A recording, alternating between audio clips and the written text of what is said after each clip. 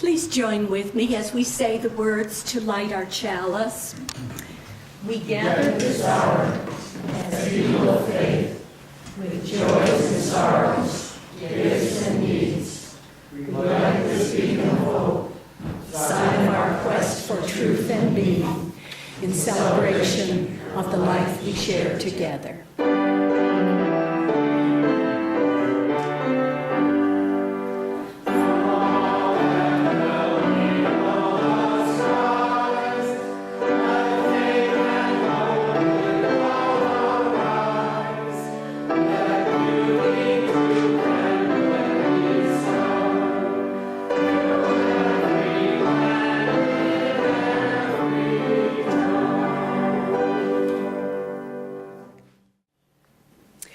So let's take a few moments again to quiet ourselves.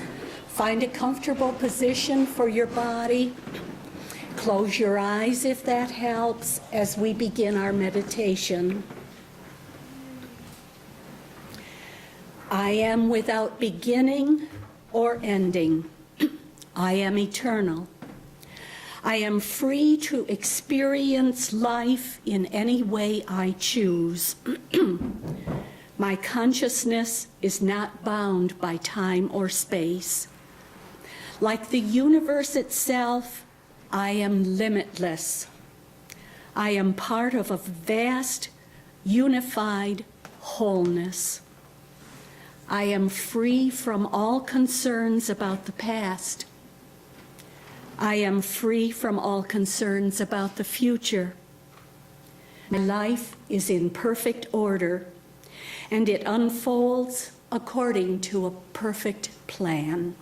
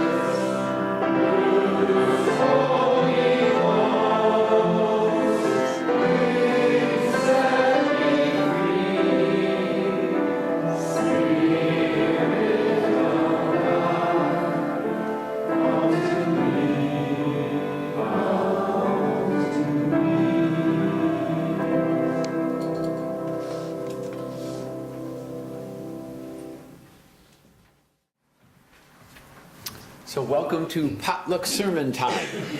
We're not sure how this will work, just like a potluck. You're never sure if you're going to get all desserts. I was at one of those ones. I think it's one of my most memorable ones. I asked if you have something to share, I asked people just to fill this out, only to know how many readings, that somebody has a song. Gigi, I don't have one for you. I know you were thinking of a song. Yeah, I have one. You have one. Okay, very good. So I'll add that to the list. So when I call on you, if you're comfortable to come to the lectern, the microphone is here. That might be helpful. But if you want to sit in your own chair, that's fine as well. And just speak up with a big voice as you read or tell us your thoughts.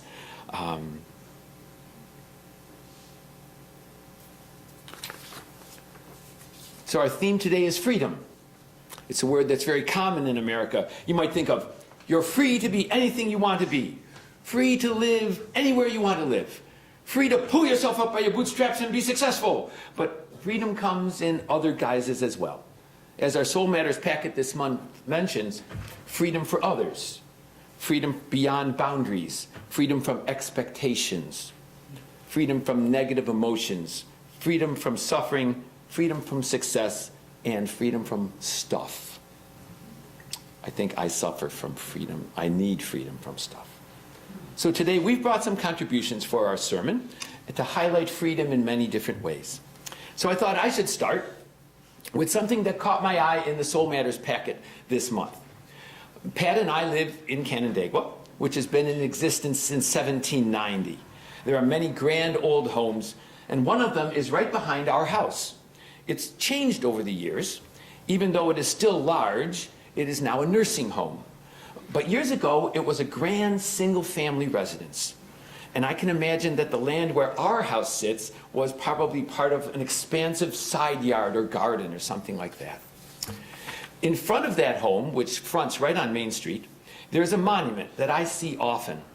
It commemorates the fact that in 1831, Alexis de Tocqueville visited Canandaigua and stayed there. He traveled all around the country, but he came to Canandaigua, which was the frontier, and he stayed in that house.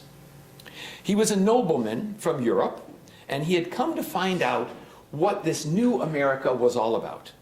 When he returned home, he wrote a book that told about his impressions, what Americans were like. That's why the quote of his in this month's packet caught my eye, and it made me wonder. Here in America, 183 years later, some things may not have changed. Here's what he wrote. In America, I saw the freest and the most enlightened people placed in the happiest circumstances that the world affords.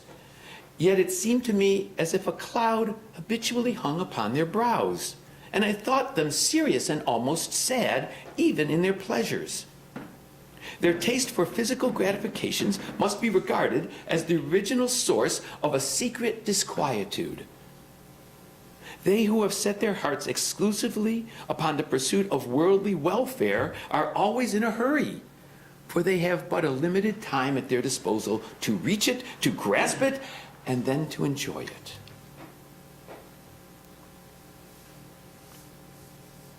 We have some thoughts about freedom today. We'll leave a little silence after each one to ponder for a moment. But I'm going to ask Edgar. I know he has some verses from a song, and I'll ask him if he would please start. Thanks, Bill. Thanks. Hi, I'm Edgar. We had a wonderful ceremony service, the Vesper service, Friday night to meet our new ministers, Marcus Liefert and Emily Webb.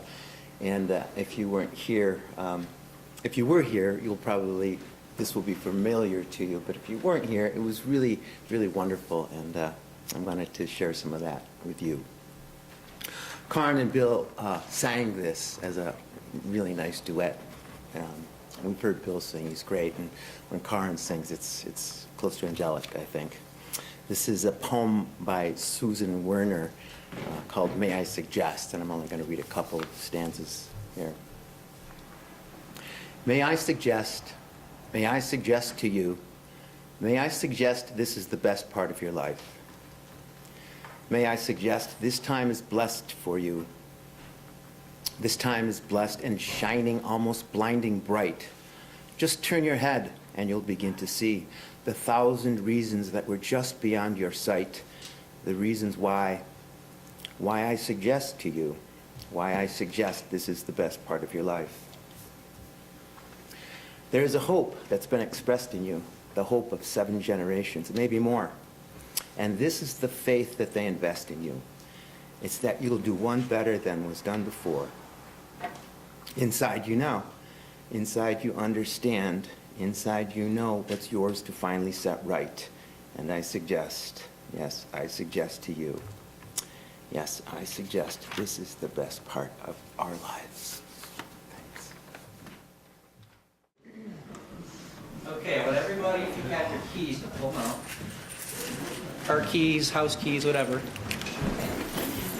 Oh, we got a bunch. All right, got your keys? All right. So we have some kind of cool car keys here. We've got, or keys I should say. This is the key to my car, which is, you know, everybody has these. We got these newfangled high-tech keys. Sometimes you got Bluetooth keys. And this is the key to my house, which was built 140 years ago. How many people got one of those in their ring? Skeleton key? No? No? All right, we're talking about freedom. I just want to mention freedom from fear. What does this represent? Really? We're afraid that someone's going to break in our car, so we have to lock it. Our house. Now, I'm not saying you should leave your house unlocked, which we always do, but that's our choice, because we live in Lima and, low crime there. And I do lock my car when I'm in a really bad neighborhood. But just consider the things that we are worried about losing. You watch things on the television, they say, tune in at 11, there's going to be a storm, so we can tell you hour by hour how it's coming. And we panic, right? And then there's no storm. Things in the newspaper, this happened, that happened, internet rumors that go around. Make sure you protect yourself from this virus or this scam. Go to this website, we'll tell you how. So I think that's an important thing to think about, in that we spend so much of our time, especially in this culture, worried about things that are going to happen that are bad. So even though you should never leave your car unlocked if you have something valuable in it, just consider maybe if you're in a good neighborhood at your house and you trust your neighbors, don't lock your car.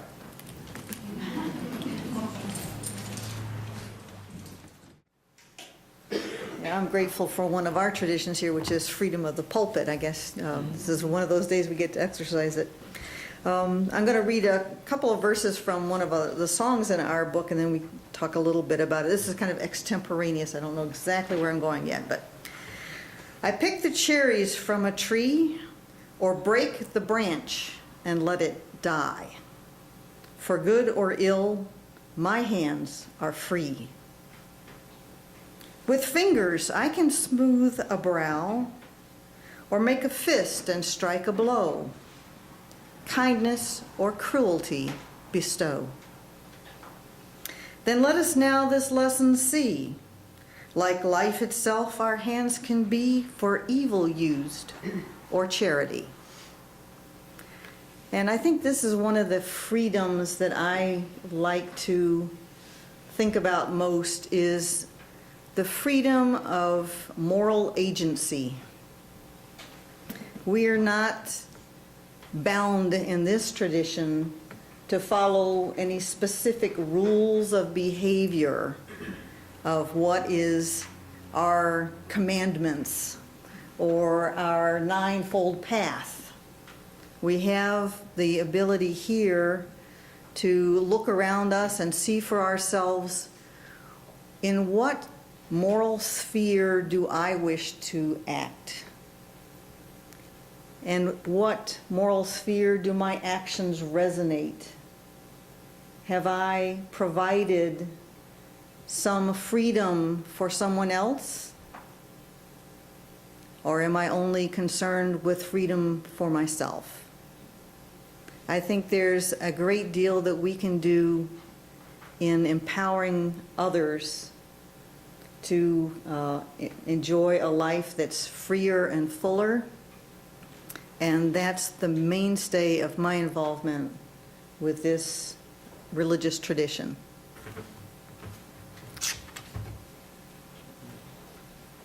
Marty has a poem for us. Kathy put me up to this. I said, you really want to... There's one poet in particular that's been extraordinarily influential in my own life, not the least of which was his line, 10,000 saw I at a glance, tossing their heads in sprightly dance in reference to daffodils. I'll have about 9,000 this spring, and we'll share them with you some too. But the poem, which is really about freedom of childhood, William Wordsworth was orphaned at a young age, and with his siblings developed into a productive human being. His sister, in fact, it turns out, wrote a lot of his poetry. Never got much credit for it. But his poem, he's one of the foremost romantic poets of the late 1700s, probably born about the time Canandaigua was established, and lived a productive life. Religious, certainly, spiritual, a little bit supernatural. And people interpret this poem in many different ways, and it's a little bit risky to state what an artist is trying to get across. But I will say, and folks disagree with me, that actually William Wordsworth is speaking from beyond life, from ethereal space at one point. The ode, intimations of immortality as through recollections of childhood. There was a time when meadow, grove, and stream, the earth and every common sight, to me did seem apparelled in celestial light, the glory and the freshness of a dream. It is not now as it hath been of yore, turn wheresoe'er I may, by night or day, the things which I have seen I can see no more. The rainbow comes and goes, and lovely is the rose. The moon doth with delight look round her while the heavens bare. The waters on a starry night are beautiful and fair, and sunrise is a glorious birth. But yet I know, where'er I go, there hath passed away a glory from the earth. Now all the birds thus sing their joyous song, and the young lambs bound as to the tabor's sound. To me alone there came a thought of grief. A timely utterance gave that thought relief, and I again am strong. No more shall grief of mine this season wrong. The cataracts blow their trumpets from the steep. Winds blow to me from fields of sleep, and all the earth is gay. Land and sea give themselves up to jollity, and in the very heart of May doth every beast keep holiday. O child of joy, shout round me, let me hear thy shouts, thy happy shepherd boy. Ye blessed creatures, I have heard the call ye to each other make. My heart is at your festival, my head hath its coronal. The fullness of your bliss I feel it all. Oh, evil day, if I were sullen while the earth herself is adorning on this sweet May morning in 1,000 valleys far and wide fresh flowers, and the sunshine warm, and the babe leaps upon his mother's arm. I see, but there's a tree of many one, a single field which I have looked upon. Both of them speak of something that is gone. The pansy at my feet doth the same tale repeat. Whither hath fled the visionary gleam? Where is it now, the glory and the dream? Our birth is but a sleep and a forgetting. The soul that rises with us, our life's star, hath had elsewhere its setting, and cometh from afar, not in entire nakedness, and not in utter forgetfulness, but trailing clouds of glory do we come from God, who is our home.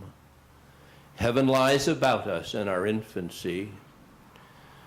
Shades of the prison house close upon the growing boy, but he sees the light and from whence it flows, and the boy who must travel further from the east still is nature's priest, but on his way attended by the vision splendid. At length the man perceives it fade away and die into the light of common day.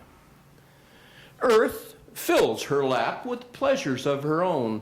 Yearning she hath of her own natural kind, and something even of a mother's mind, with no unworthy name. The homely nurse doth all she can to make her foster child, her inmate man, forget the glories he hath known, and the imperial palace from whence he came. Behold the child among his newborn blisses, a 6 years darling of pygmy size, fretted by sallies of his mother's kisses, light upon him from his father's eyes.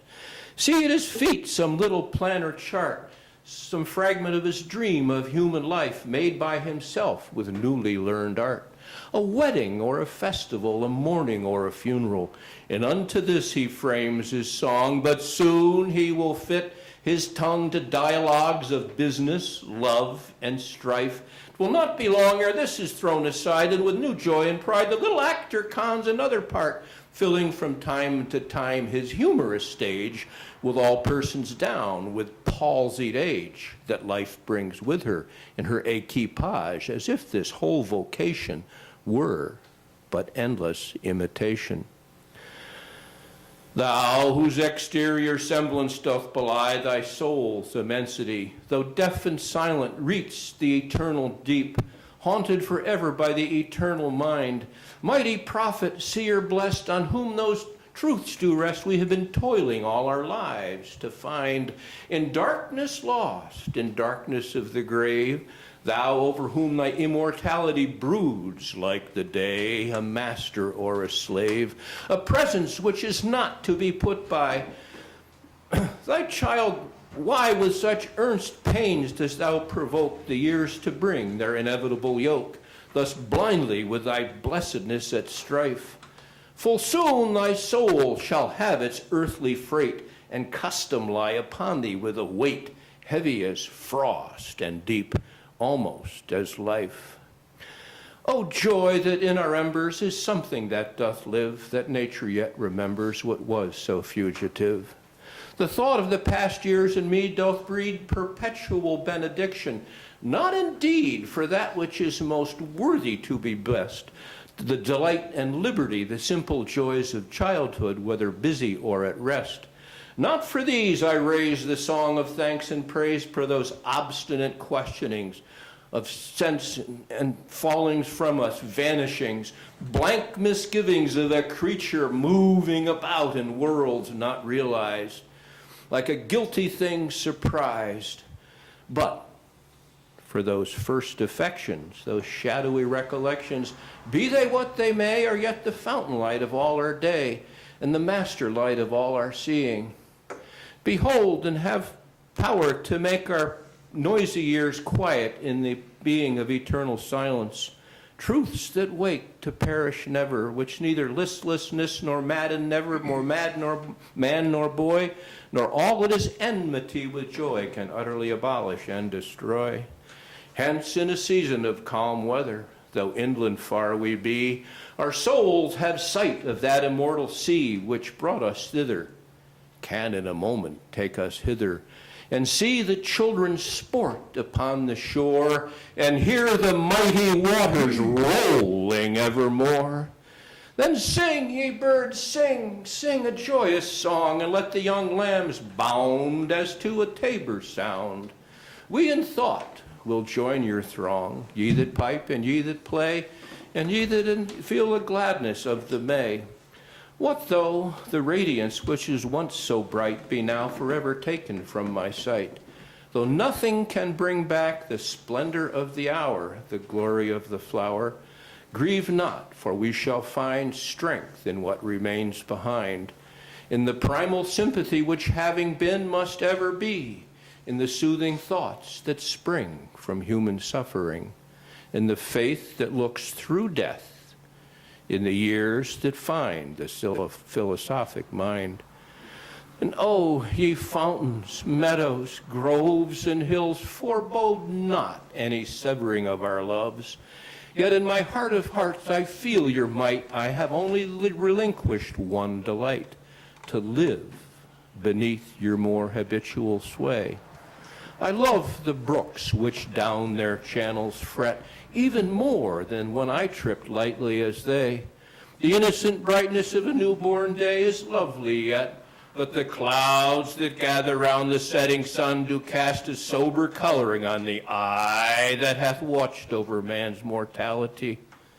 Another race hath been, and other palms are won, thanks to the human heart by which we live, thanks to its joys, its fears. To me, the meanest flower that blows can give thoughts that do often lie too deep for tears.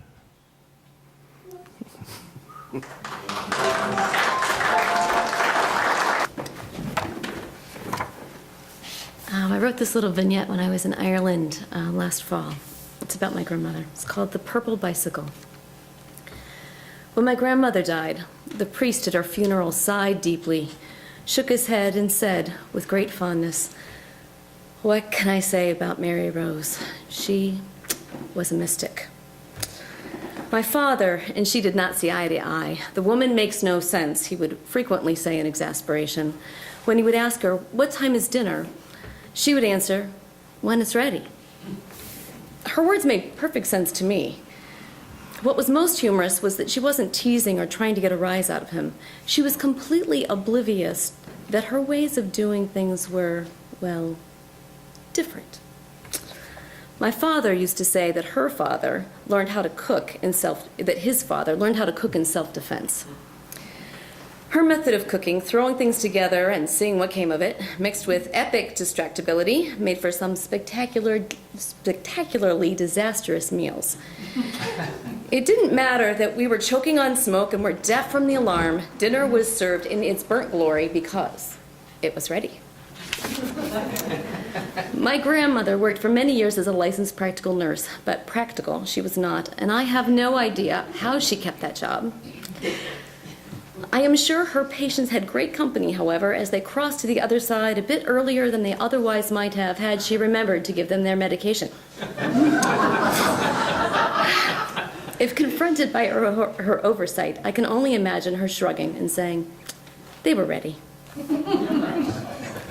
When my grandfather was very ill and in the hospital, my grandmother snuck him in some whiskey to brighten his spirits. She was found out and the whiskey confiscated before he got a drop. As the story got out, family members could not believe that a licensed practical nurse would do such a thing. But I think, in the attempt, she gave my grandfather exactly the medicine he needed, for the twinkle in his eye returned, and he recovered. One of the things that drove my father the craziest was that my grandmother had no sense of time.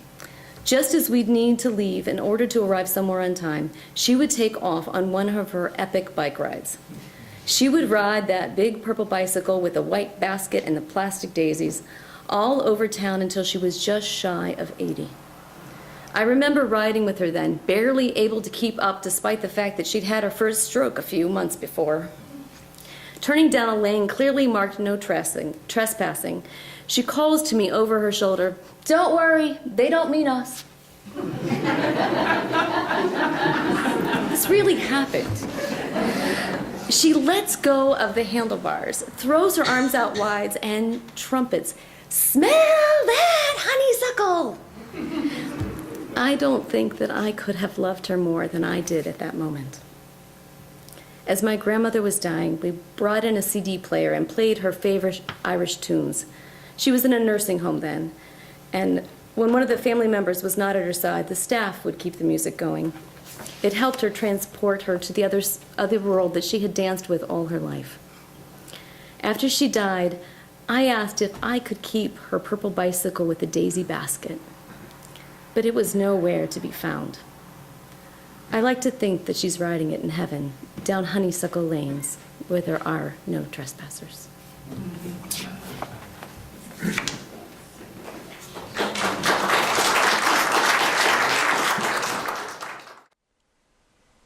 Join us for worship every Sunday at 10 a.m. at the Unitarian Universalist Church of Canandaigua, a welcoming congregation. We are located at 3024 Cooley Road, 4 miles west of South Main Street, Canandaigua, just north of the intersection with Routes 5 and 20. Look for the blue signs just before the turn. Your comments about this program or questions about the church are welcome at 585-396-1370 or at our website, www.canandaiguauu.org. Producer and editor, Daniel Brigham.